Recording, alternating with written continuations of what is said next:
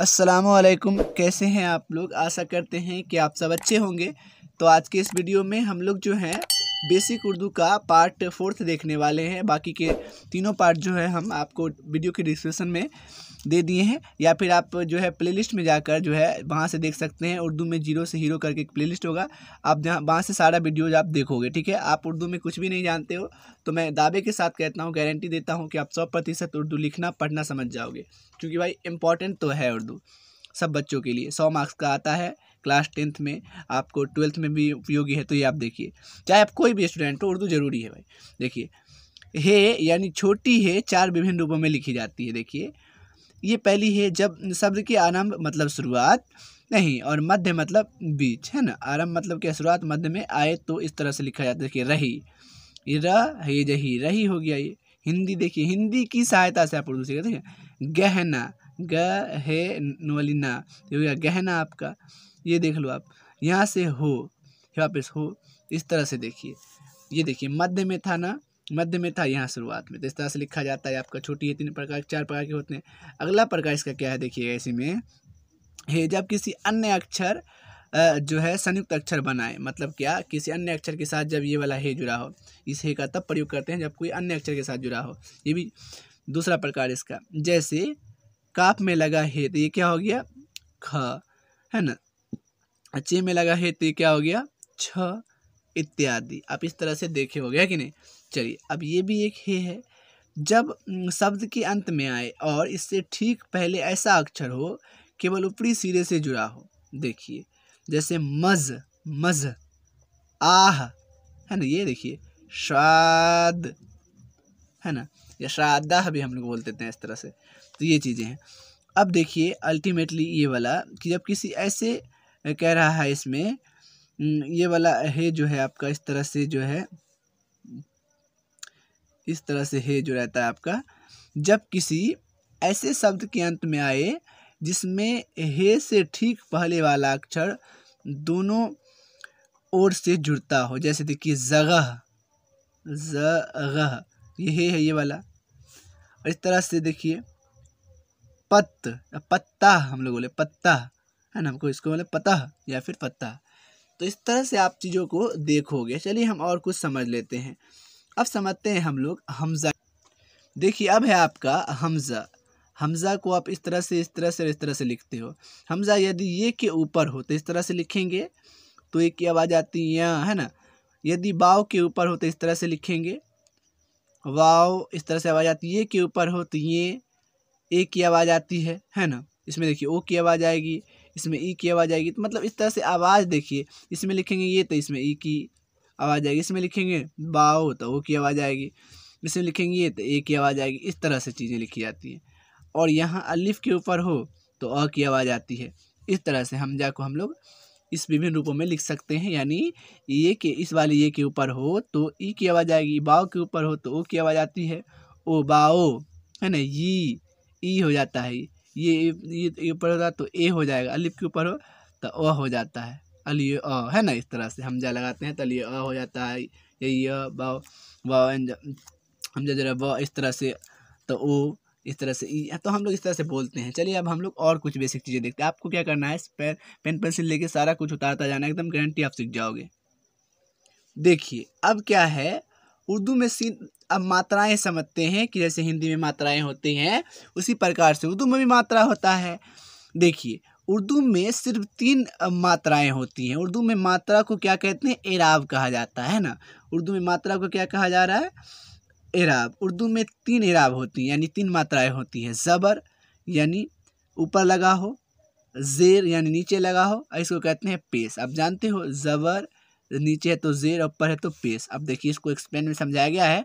ज़बर कह रहा है कि अक्षर के ऊपर खींची जाने वाली एक छोटी रेखा को हम लोग क्या कहते हैं, ज़बर कहते हैं। जैसे देखिए व, बी पर लगा ऊपर में तो व हो गया, का पर क, है ना, ये हो गया ट, है ना। तो इस तरह से आप देखते हैं। अब देखिए ज़ेर के बारे में समझिए आप। ज़ेर यानी अक्षर के नीचे खींची जाने वाली एक छोटी सी रेखा। देखिए वही जब वी, है ना, काफी ये की, तो ये जो टी, है ना, ये है। अब समझिए आपका क्या चीज़, पेश समझिए। पेश यानी अक्षर के ऊपर कोमे जैसी जो संरचना होती है, इस तरह से कोमा नहीं लिखते हिंदी में, इस तरह से संरचना है। बेवा पेश बू बोलते हैं, कबा पेश कू, काप पे लगा दिया पेश तक काप बाप, काप पर पेश कू, है ना, टेवा पेश टू, है ना, टे पे हम लोग पेश लगाइए तो हो गया वो टू। अब एराब को हम लोग जो है उर्दू में हरकत भी कहते हैं, उनका एराब का यानी मात्रा का नाम हरकत भी होता है। ठीक है, अब आगे समझते हैं। देखिए, अगर सही लग रहा है ना तो आप चैनल को सब्सक्राइब कर लो, है ना, एकदम आपकी सारी चीज़ें क्लियर हो जाएंगी। देखिए यहाँ से जब कह रहा है जबर से छोटी औ की आवाज़ अक्षर के संयुक्त होती है। उदाहरण के लिए देखिए, द दब, रे बे रब हो गया, ये अली बे अब हो गया, है ना। देखिए, जिम बे जब, काब बे कब, सिन बे सब हो गया ये, है ना, जेर जर, है ना, दाले दर, डाले डर। तो इस तरह से चीज़ें लिखी जाती हैं, है कि नहीं। अब देखिए, तो हमने देखा क्या कि ज़बर से कुछ शब्द, अब हम लोग समझते हैं कि जेर से भी कुछ शब्द लिखाता है। हाँ जी, तो जेर से भी कुछ शब्द लिखाता है। देखिए, जेर से मात्राएं जाहिर होती है, उसमें क्या, सिनी जब सील सील, बे जब बील बील, है ना, बे जब बेल बिल, दिल हो गया, है ना, दल ये दी नहीं हुआ, इसमें लगा दिया हमने तो जेर लगाया तो तीज तिल तिल, है ना, पे जब पी लपील, और नुयनी लमाकुफ नील। इस तरह से चीज़ें होती है, काफ़ी आसान है। आप देखो, सबको आप उतारो 1 बाय 1, एकदम 100% समझोगे, और चैनल सब्सक्राइब करके रखो। चलिए हम देखते हैं, अब आगे समझते हैं पेश के बारे में। अब पेश के बारे में समझते हैं। पेश से छोटी ऊ की मात्रा जाहिर होती है, यानी कैसे, देखिए, पेवा पेश पूस हो गया ना, बे में लगा हुआ है, पीछे आपने सीखा भू स हो गया, ये सिन से स तो भूस, अलिफ पे पेश लग गया तो ऊ, आई सिन माकूफ ऊस हो गया ये। देखिए, मुख, है ना, ये है यहाँ पे आपका मीम, है ना, काफ में लगा है, हो गया मुख। दुख, दाल पे लगा पे दू हो गया, ये काफ में लगा है तो दुख। अलिफ पे लगा ऊ पेश यानी तो हो गया ऊ। गाब में गाब पे जो है इस तरह से दे गया तो काफ पे तो हो गया गाब, है ना। हम ये भी समझेंगे, 2 ज़बर इसको बोलते हैं। ज़बर, अभी एक ज़बर है तो हम लोग यहाँ पे एक ही ज़बर है, काफ पे एक ज़बर लगा तो हो गया गाब। यहाँ से आप देखिए दुख, ये भी समझ गए आप। अब क्या है आपका यहाँ चुग, चे पे लगा पेश तो चुग हो गया, अगाब है ये। अब ये पे लगा पेश तो यू, अगाब युग हो गया। सीन पे लगा पेश तो सु, काफ में लगा है तक सुख। बहुत ही ज़्यादा आसान है ये। अब समझते हैं आगे कुछ चीज़ों को और बेहतर तरीके से। देखिए, क्या कहा जा रहा है कि अब आप सोच रहे होंगे कि बड़ी मात्रा कैसे लगाई जाती हैं, तो पहले हरकतों की जानकारी पूर्ण कर लें, फिर बड़ी मात्रा को समझेंगे। हरकतों की जानकारी का मतलब भाई हमने बताया कि हरकत का मतलब क्या होता है, एराब। एराब यानी कोई मात्रा जो ऊपर नीचे लगा होता है, जैसे आप मात्रा हिंदी में पढ़ते हैं ना, ये क्या है, मात्रा ही ऊपर में लगा हुआ। तो इस तरह से उर्दू में मात्राएं, हरकत, मात्रा बोलिए या फिर एराब बोलिए। 2 ज़बर, देखिए, जब किसी शब्द के अंत में, है ना, अन की आवाज़ हो, जैसे फौरन, आदतन, गालिबन, इस तरह से, तो अंत में 2 ज़बर का इस्तेमाल यानी प्रयोग करते हैं। जैसे गालिबन, तो गा नलिगा लीवा, गालिवा बोलते हैं हम लोग, गालिबन निकलता है इसको, इस तरह से। फौरन, इस तरह से, है ना। आदतन, इस तरह से, आदतना बोलेंगे, आदतन बोलेंगे। तो ये है हमारे मुंह से जो निकलती हैं इस तरह की आवाज़ें, उसके लिए है।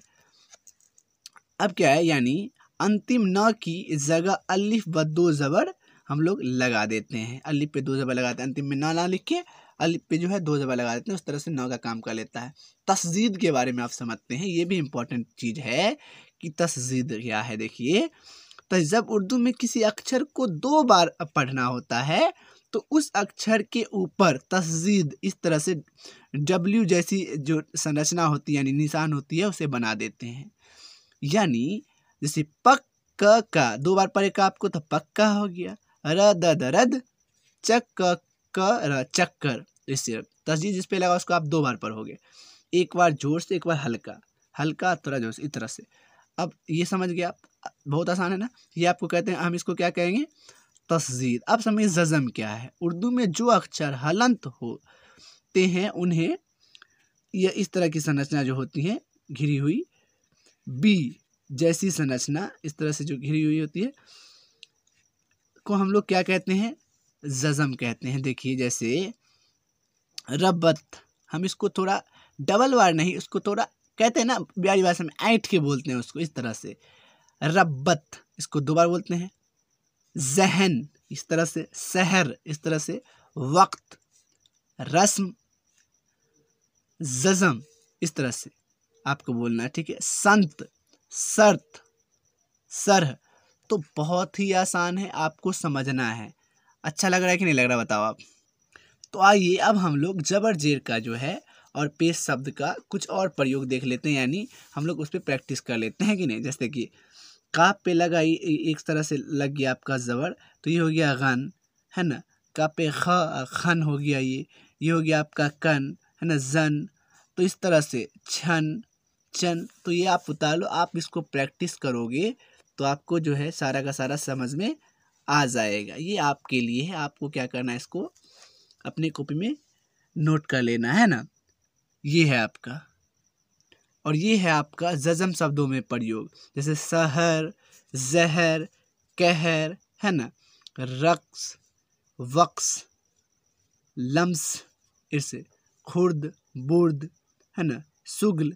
इस तरह से आप दो ज़बर वाला भी खुद दो ज़बर वाला भी कुछ प्रैक्टिस कर लीजिए आप। हकीकतन, हकीकतन, नतीजन, नतीजतन, इस तरह से आप मिला मिला के लिखोगे। कश्तन, काफ सात तन, इस तरह से आप, है ना, दफ़अतन, इस तरह से लिखोगे आप। तस्दीद का भी कुछ ले लो यार आप, इस तरह से। टक्कर, है ना, शक्कर, मक्का, सर, है ना, फुस हो गया, ये हो गया का फुल। तो इसको आप प्रैक्टिस कीजिए। देखिए आशा करते हैं कि आपको समझ में आया होगा ज़बर ज़ेर पेश तस्दीद का प्रयोग। आगे की क्लास में हम लोग और भी बेसिक चीज़ें देखेंगे। तब तक के लिए आप हमारे चैनल को सब्सक्राइब करके रखें और बताएं कि क्या कमी है और हमें क्या इम्प्रूवमेंट करना है। और अच्छा लगा है तो कमेंट में लिखो कि सर अच्छा लग रहा है, आप इसी तरह की वीडियोस बनाइए। हमारे उर्दू जो है वो कमज़ोर है। Thank you so much.